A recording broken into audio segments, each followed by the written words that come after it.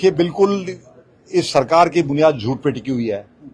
ये गुरबीर सिंह बराड़ है जो नशे के बारे में बोलता था, नशा बंद करने की बात बोल रहा। 1.5 साल के अंदर नशे की जगह जगह दुकानें खुली हुई है। 100 से ज्यादा नौजवान अपना जीवन दे चुके हैं। आज से 4-5 दिन पहले चक महाराज में हमारे कांग्रेस के दायरा में हमारे कार्यकर्ता थे, उनका भतीजा भी चिट्टे से चला गया। करना कुछ और है, बोलना कुछ और है। ये नशे की आड़ में बदनाम तो लोगों को कर सकते हैं, लेकिन हिम्मत नहीं है कि नशा कंट्रोल कर दें। ये नशे के कुछ सबसे बड़े व्यापारी जो क्षेत्र के हैं वो तो इनके साथ घूमते हैं। ये किस प्रकार का नशा बंद कर सकते हैं? जिनके ऊपर 15-15, 20-20 पर्चे दर्ज हुए में है, वो इनकी जब इनकी बैठक होती है, इनकी मीटिंग होती है, मंच पे इनकी शान बढ़ाते हैं। जो क्रिमिनल्स को साथ लेके घूम रहे हैं वो कैसे नशा बंद कर सकते हैं? कैसे उम्मीद की जा सकती है? और पिछले 20-25 साल से इसका काम करने का तौर तरीका आपने देख ही लिया। यही थाने है लालगढ़ का, ये सादुलसर का, चूनावट का, जहां दिन भर खाली थाने रहते थे, आजकल सबसे ज्यादा भीड़ नहीं भी हुई है। आज अखबार में पढ़ रहा था, अगर आपने अखबार नहीं देखा तो भास्कर अखबार देखना, सबसे ज्यादा नशे की खबरें सादुलशहर की हैं। ये इस बात को दर्शाता है कि सरकार हर स्तर पे फेल हो गई है। इसका कहते कुछ है, करते कुछ और है। और मुझे नहीं लगता, नहीं सरकार से उम्मीद नहीं की जा सकती नशा बंद करेगी।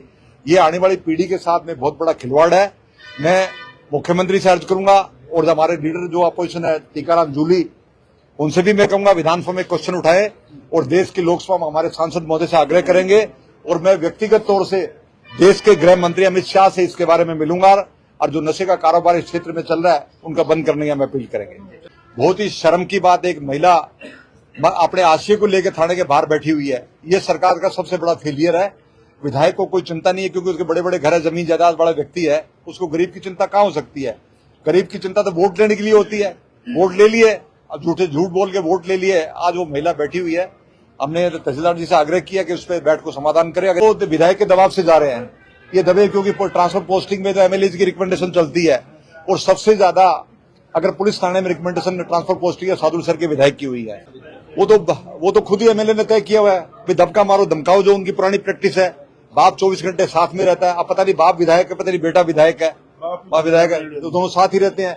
जैसे गाय के साथ एक बछिया नहीं रहती है, उसी तरीके से वो घूमते हैं। लोकतंत्र सरकार से उम्मीद नहीं की जा सकती है, कोई उम्मीद नहीं की जा सकती सरकार के लोकतंत्र की है। किस तरीके से पार्लियामेंट में आप देख नहीं रहे क्या? नेता अपोजिशन को बोलने नहीं दिया जाता।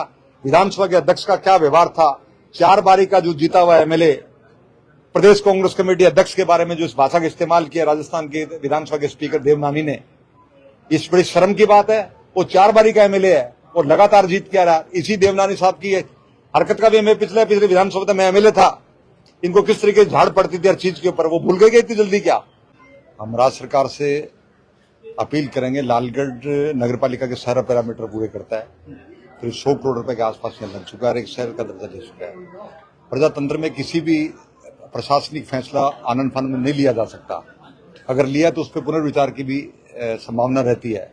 मैं आपके माध्यम से अपील करना चाहूंगा कि लालगढ़ का नगर पालिका स्टेटस बहाल सरकार करे, और नहीं करेगी तो जो प्रजातंत्र में तरीका हो सकता है, चाहे आंदोलन का माध्यम हो, चाहे जुडिशरी का माध्यम हो, चाहे मुख्यमंत्री से मिलने का माध्यम हो, हम लोग करेंगे।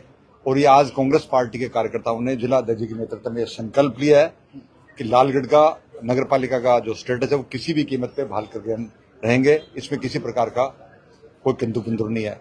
आंदोलन हमारा जारी रहेगा। आंदोलन की रूपरेखा क्या होगी वो आपको सूचित कर देंगे। और मैं बहुत जल्दी राजस्थान के राज्यपाल साहब से मैं मिलूंगा। 5-7 दिन मैंने समय के लिए आज मैं रिक्वेस्ट करूंगा। राज्यपाल से मिलेंगे, मुख्यमंत्री से मिलेंगे। अगर कोर्ट की आवश्यकता पड़े तो हाई कोर्ट भी जाएंगे, और सुप्रीम कोर्ट जाने की आवश्यकता पड़े सुप्रीम कोर्ट भी जाएंगे।